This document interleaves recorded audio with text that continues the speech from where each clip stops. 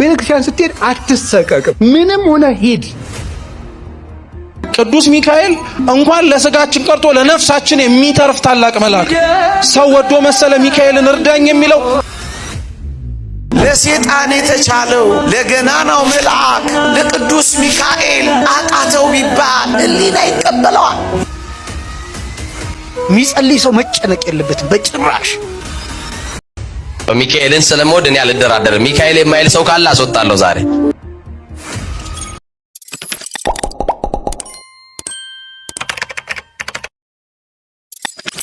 ሰላም ውድ የተከበራችሁና የተወደዳችሁ የዲቤክ ዩቲዩብ ቻናል ቤተሰቦች እንደምቆያችሁ፣ እኔ ቸሩ መድኃኒዓለም ይመስገን ደህና ነኝ። በዛሬው ቪዲዮአችን እጅግ በጣም አስተማሪ የሆኑ ቪዲዮዎችን ይዤላችሁ መጥቻለሁ። ለዚህ ቻናል አዲስ ከሆናችሁ ሰብስክራይብ በማድረግ እንዲሁም ቪዲዮን ላይክ በማድረግ ጀምሩ። ወደ ቪዲዮ። ሰው ለምን ይጾማል?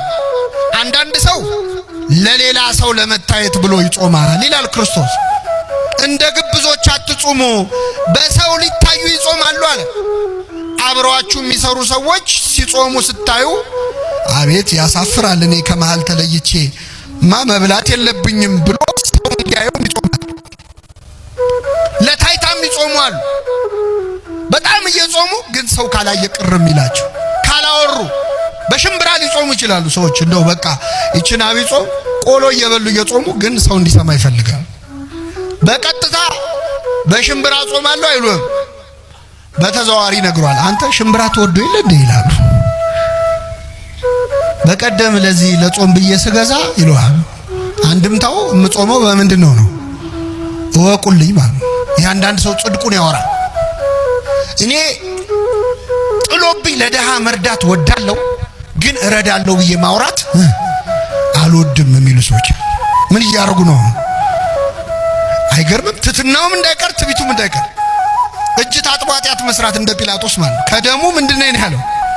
ትሁትም ነኝ ትቢተኛም ነኝ።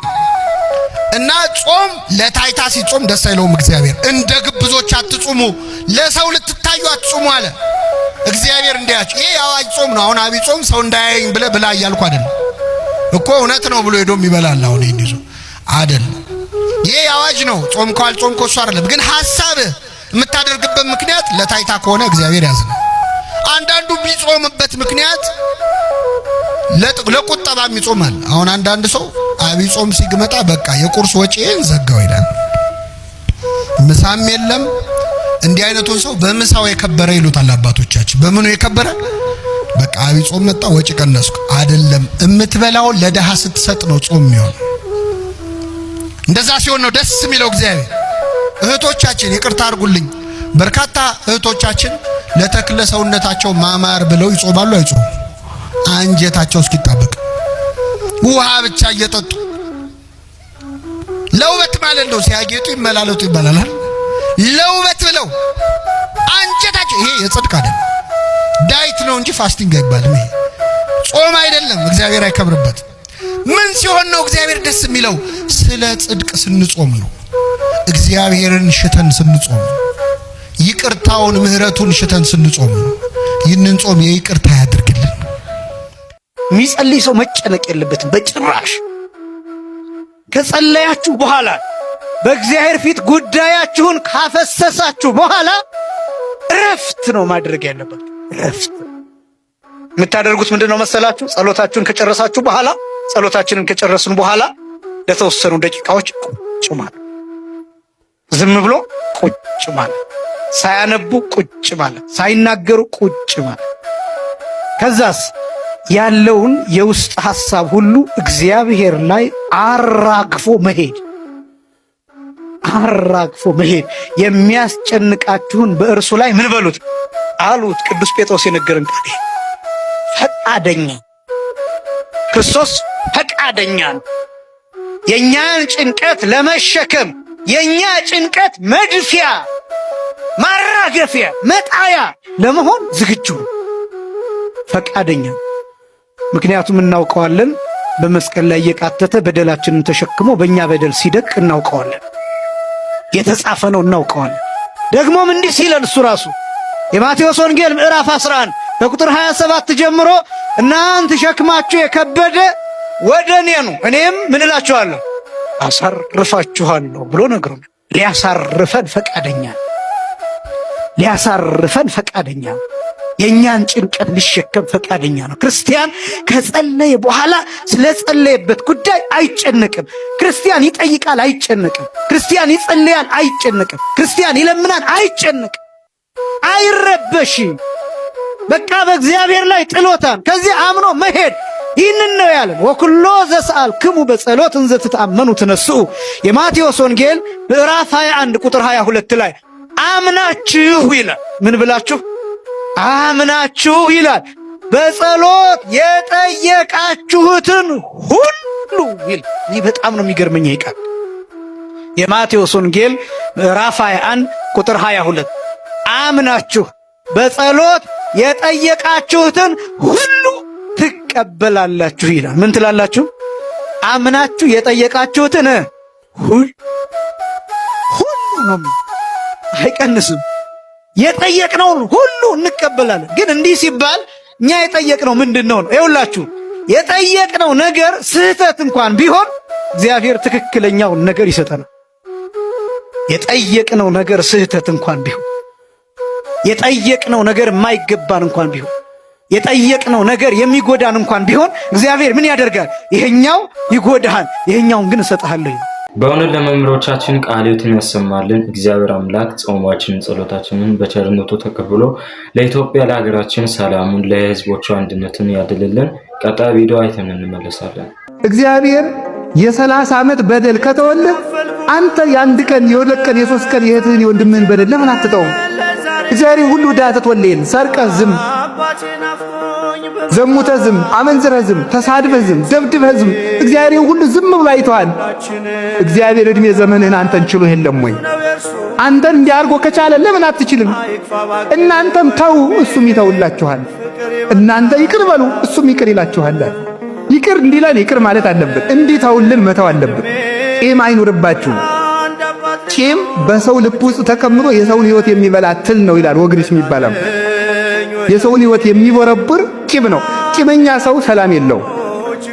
ራሱ ትል የቆሰነን አካል እንደሚበላ የሰውን ሕሊና የሚበላ በውስጥ የተከበረ አውሬ ቂም ነው።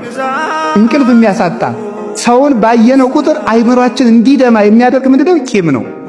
ሰላማዊ ሰው ማን ነው ካላችሁኝ፣ ሰውን ያልበደለ ሰው ነው። በሰው ቂም የማይቋድ እንዴት ብዬ ቂም ይጥፋልኝ ልንል እንችላለን። እንዴት ብዬ ቂም ይጥፋልኝ፣ የበደለኝ የበደለች ብዙ ነው ልንል እንችላለን። እግዚአብሔር ለአንተ ስንት ነገር ትቶልሃል ነው ማለት። ከጠሏችሁ ሰዎች ጋር ከቀሟችሁ ሰዎች ጋር አብራችሁ ኑሩ። ሰላማዊ ሰው እግዚአብሔርን የሚመስል ሰው እንኳን ከሰው ጋር ከአውሬ ጋር መኖር ያውቃል። በእውነት ለመምህራችን ቃልዮትን ያሰማልን። ደስ የሚል ትምህርት ነበር ያስተማሩን። ቀጣይ ቪዲዮ አይተን እንመለሳለን። ወደ ቀጣይ ቪዲዮ። ቅዱስ ሚካኤል እንኳን ለስጋችን ቀርቶ ለነፍሳችን የሚተርፍ ታላቅ መልአክ። ሰው ወዶ መሰለ ሚካኤልን እርዳኝ የሚለው እስራኤልን ሲራዳ ስለተመለከተ እኮ ነው። ሰው ወዶ መሰለህ እንዴ ሚካኤልን እንኳን ማብላትና መታደግ ቀርቶ የእግዚአብሔርን መንግስት አውርሰኝ ብለን እኛ ሚካኤልን ልጠይቀዋለን። ሚካኤልን ሰው እኮ ወዶ አይደለም በነገራችን ላይ ሁሉንም ነገር የሚለምን። ኢያሱ ጋር ስትሄዱ ጠላቶቹን ድል የሚያደርግ ሰይፍ ይዞ ቆሞ እንዳትፈራ እንዳትደነግጥ ብሎ የሚናገር መልአክ ሆኖ ታገኙታላችሁ። ኦሪት ዘፍጥረት ምዕራፍ 16 ላይ ብትፈልጉት ከአጋር ጋር ልጇን ይዛ ስትሰደድ አይዞሽ አትፍሪ ብሎ ሲያበላት ሲያጠጣት ያለ ሰው ወዶ መሰለ ሚካኤልን እንጀራ የሚለምነው አጋርን ሲያበላት ስላየኩ። ዳንኤልም በትንቢቱ ላይ ተናግሯል። ከዋነኞቹ አለቆች መካከል አንዱ ሚካኤል ምን ሊያረጋኝ መጣ ብሎ ሊረዳኝ መጣ ብሎ። ሚካኤልን በምኑ ታውቁታላችሁ ከተባላችሁ በንግግሩ ነው የምታውቁት። ሚካኤል በንግግሩ ይታወቃል። ከእግዚአብሔር የሚያቀርብ ነገር ነው የሚናገሩ፣ ወደ አምላክ የሚወስድ ነገር ነው የሚናገሩ። ለሰይጣን የተቻለው ለገናናው መልአክ ለቅዱስ ሚካኤል አቃተው ቢባል ሕሊና ይቀበለዋል። ያኛው ለመከራ ተግቶ መከራ ውስጥ ከጣለው፣ ይህኛው ራርቶለት አድነው ቢልለት ቅዱስ ሚካኤል ተው እንጂ ክርስቲያኖች። አንዳንዶች ለሰይጣን የሚፈቅዱትን፣ አንዳንዶች ለወደቀው የሚያጸኑለትን፣ ለከበረው ሲነፍጉት አትታዘቧቸው እንዴ? ሰይጣን እንኳን ለምኖ እናስፈቅዶ ደጅ ጠንቶ ይሄን ካደረገ የከበረው ገናና መልአክማ ለምኖ አስፈቅዶ መታደግና ማዳን ይሳነዋል ብሎ ማን ያማዋል? አንድ እግዚአብሔር ቃል እግረ መንገድ ላስታውሳችሁ። ታስታውሱ ይሆን? በሉቃስ ወንጌል ምዕራፍ 23 ላይ ጌታን ሐዋርያት ስምዖን ስምዖን ሆይ ሰይጣን እንደ ስንዴ ሊያበጥራችሁ ለመነ ይላል። አንተ ሰይጣን እንኳን ለጥፋት ከለመነ ደግ መልአክ ለማዳን የማይለምነው ምን ሆኖ ነው? ይህ እግዚአብሔር ፍርድ ይመስልሃል? ሰይጣን ሊያበጥር ከለመነ ደግ መልአክ ለመሰብሰብ አይለምንም። አንተ ጎበዝ ነህ፣ አንተ ወጣት ነህ፣ አንተ ንቁ ነህ። ይሄን መመዘን እንዴት ያቅትሃል? አዎ ለሳጥናኤል የተቻለው ለሚካኤል ከተከለከለው ሚካኤል ሰይጣንን አሸነፈው መባሉ ምን ቀል ነው? ሚካኤልን ስለምወድ እኔ አልደራደርም። ሚካኤል የማይል ሰው ካለ አስወጣለሁ ዛሬ። ሚካኤል አትሉ? ደግ ነው በሉ እስቲ ስለ ደግነቱ በደንብ አክብሩታ። ሚካኤል ባለበት ጠላት ዲያብሎስ ከዙሪያችሁ ይሸሻል። ማን ባለበት አልኳችሁ? ሚካኤል ባለበት ጠላት ይሸሻል። ሚካኤል ባለበት ሊያዋርድ የተዘጋጀ ጠላት ይዋረዳል። አሁንም በሕይወታችሁ እየፈተናችሁ ያስቸገራችሁን ጥንት ጠላት ዲያብሎስን ይሄ መልአክ ያሳርፍላችሁ፣ ከሕይወታችሁ ከመንገዳችሁ ያርቅላችሁ። እንኳን ሚካኤልን ጠርታችሁ የሚካኤል ስዕሉ ካለበት ዲያብሎስ መቆም አይችልም። ለምን ካላችሁ ጥንቱንም ያዋረደልን ጥንት ጠላታችን ዲያብሎስን ያሳፈረልን ማን ስለሆነ ሚካኤል ብላችሁ ጥሩ። ለመምህራኖቹ ቃልዮትን ያሰማልን፣ ከቅዱስ ሚካኤል የረድኤቱን በረከቱን ያሳትፈን። ውድ ተመልካቾቻችን ለዛሬ ነበረን ቆይታ ይህንን ይመስል ነበረ። ይህን ቻናል ሰብስክራይብ ያላደረጋችሁ ሰዎች ሰብስክራይብ አድርጉ፣ ቪዲዮን ላይክ አድርጉ። በቀጣይ ተመልሼ እስከምንገናኝ ድረስ መልካም ቆይታ ይሁንላችሁ።